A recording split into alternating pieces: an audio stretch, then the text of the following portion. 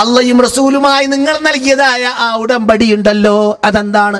ഞങ്ങൾ പ്രാർത്ഥിക്കുന്നത് നിന്നോട് മാത്രമാണ്, ആരാധിക്കുന്നത് നിന്നെ മാത്രമാണ്, നേർച്ചയാക്കുന്നത് നിനക്ക് മാത്രമാണ്, ജീവിക്കുന്നത് നിനക്ക് മാത്രമാണ്, മരിക്കുന്നത് നിനക്ക് മാത്രമാണ്. ഇതൊക്കെ നമ്മുടെ ഉടമ്പടിയാണ്. നാം ഉടമ്പടി ചെയ്യുകയാണ് ദൈനംദിനം റബ്ബിന്റെ മുമ്പിൽ. ഇയ്യാക നഅ്ബുദു വഇയ്യാക നസ്തഈൻ വജ്ജഹ്തു വജ്ഹിയ ലില്ലദീ ഫതറ അസ്സമാവാതി വൽ അർള ഹനീഫൻ മുസ്ലിമൻ വമാ അന മിനൽ മുശ്രിക്കീൻ. ദൈനംദിനം നാം ചെയ്യുന്ന ഉടമ്പടി പണ്ട് തന്നെ വാനലോകത്തിൽ നിന്നിട്ട് അള്ളാഹിന്റെ മുമ്പിൽ വെച്ചിട്ട് ആദമിന്റെ മുതുവിൽ നിന്നിട്ട് നമ്മെ പുറത്തിറക്കിയിട്ട് നാം റബ്ബിന്റെ മുമ്പിൽ വെച്ചിട്ട് ചെയ്ത ഉടമ്പടിയാണത്.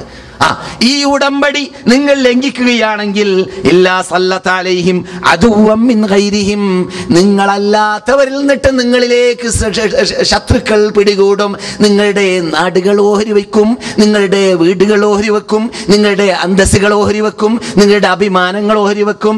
നിങ്ങൾക്ക് അള്ളാഹു നൽകിയതായ നിഅമത്തുകളെ സംരക്ഷിക്കാൻ നിങ്ങൾ അള്ളാഹുമായി ചെയ്ത ഉടമ്പടിയെ, ആ ഉടമ്പടി പാലിച്ചുകൊണ്ട് ദാസത്വം അടിമത്തം അംഗീകരിച്ചുകൊണ്ട് അള്ളാഹ്ക്ക് നൽകേണ്ടതായ അവകാശം നിങ്ങൾ നൽകാതെ ആനപ്പോക്കുകൾ, സന്തൽ പോക്കുകൾ, പൂരങ്ങൾ, എന്താണ് ഡോമുകൾ, കഅബത്തിനേക്കാളും വലിയതായ ഡോമുകൾ സ്ഥാപിച്ചിട്ടാണ് ഇറാഖിലും അതിന്റെ പരിസരത്തിലും ഇപ്പോൾ നാം കാണുന്നത് പോലെ, നമുക്കറിയുന്നത് പോലെ അള്ളാഹു അല്ലാത്തവർക്ക് പൂജ, അലിയിന് പൂജ, ഹസന് പൂജ, ഹുസൈന് പൂജ, മൊയ്തീൻ ശേഖിന് പൂജ, ശരിക്ക് പൂജ. ഞാൻ കണ്ണുകൊണ്ട് കണ്ടതാണ്. വല്ലാഹി സുമ്മ വല്ലാഹി, അള്ളാഹുവിനെ തന്നെയാണ് സത്യം. ഷെയ്ഖ് അബ്ദുൽ ഖാദിർ ജീലാനി റഹ്മത്തുള്ളാഹി അലൈഹി മഹാനാണ് അദ്ദേഹം. അദ്ദേഹത്തിന്റെ ഖബറിടത്തിലേക്ക് നിങ്ങളെപ്പോലത്തവർക്ക് ക്ലാസ് കേൾക്കുമ്പോൾ പറഞ്ഞു തരാൻ വേണ്ടി തന്നെ ഞാൻ അവിടെ പോയപ്പോൾ അവിടെ ഞാൻ കണ്ടത് മഗ്രിബ് സമയത്താണ് ഞാൻ എത്തിയത്. ബാങ്ക് വിളിക്കുമ്പോൾ കൂട്ടമായി അവിടെ നിൽക്കുന്ന ഒരു വിഭാഗം ജനങ്ങൾ കൂട്ടമായി ഖബറിലേക്ക് സുജൂദ് ചെയ്തു. എവിടെ ഇത്? ഇറാഖിൽ. ഞാൻ എൻ്റെ കണ്ണുകൊണ്ട് കണ്ടതാണ്. ഖേദകരമെന്ന് പറയട്ടെ, ആ നൂലാമാലകൾ നടക്കുന്നതായ ഏരിയയിൽ അവിടെ കാവൽ ഭടനായിട്ട് ചൂലുമായി നിൽക്കുന്ന കണ്ടതൊരു മലയാളിയെയാണ്. എങ്ങനെയുണ്ട്? CH മുഹമ്മദ് ഖായ പറയുന്ന പോലെ എവിടെ പോയാലും മലയാളി, എവിടെ പോയാലും എവറസ്റ്റ് കൊടുമുടിയിൽ പോയാലും കാഫി ഒഴിക്കുന്നത് മലയാളി എന്ന് പറഞ്ഞ് മൂപ്പർ രസം പറയാറുണ്ട്. മൂപ്പർ കൂട്ടിച്ചേർക്കും, കഥയിൽ ചോദ്യമില്ല.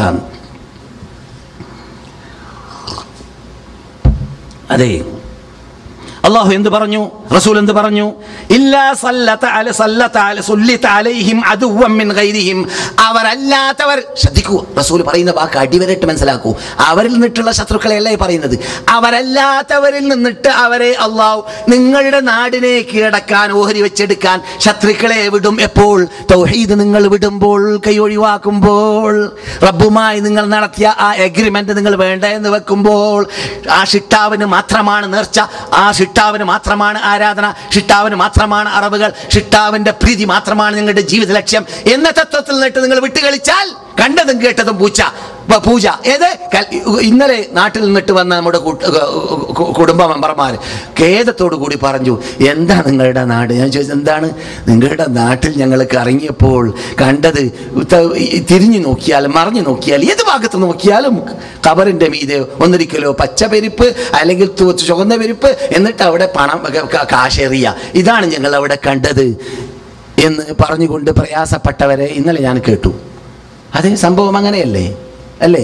ഖബറിൽ കിടക്കുന്ന മനുഷ്യൻ, അവർ പറഞ്ഞ ഖബറുകളെ എനിക്ക് പരിചയമുണ്ട്, ആ കുട്ടികൾ പറഞ്ഞ ഖബറിനെ എനിക്ക് പരിചയമുണ്ട്. ഖബറിൻ്റെ അകത്തൊന്നുമില്ല, മനുഷ്യനില്ല, ആരുമില്ല, കൃത്രിമ ഖബർ ഉണ്ടാക്കിയതാണ്. അങ്ങനെയുള്ള ലിസ്റ്റ് ഞാൻ തരാം, കൃത്രിമ ഖബറുകളുടെ ലിസ്റ്റ് ഞാൻ തരാം. കേരളത്തിൽ ഇല്ല നിങ്ങൾക്ക് പറയാൻ പറ്റില്ല, ധൈര്യസമേതം ഞാൻ പറയുന്നു, ഞാൻ ലിസ്റ്റ് തരാം.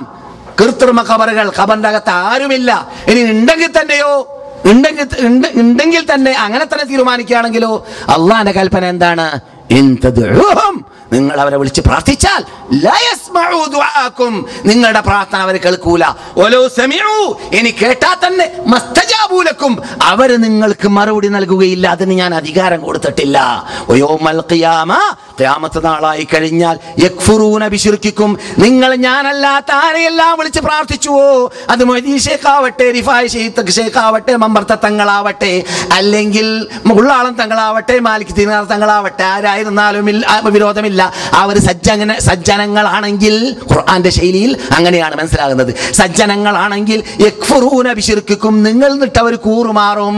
വദീശയ്ക്ക് പറയും, എന്നെ വിളിച്ചവർക്ക് ഏതും പേടിക്കണ്ട, എന്നെ വിളിച്ചവർക്ക് ഞാൻ കാവേൽ എന്നോവർ എന്ന് കേരളത്തിൽ പാടിയ പാട്ട് അത് കരിഞ്ചന്തയാണ്. അത് ഞാൻ പറഞ്ഞിട്ടില്ല.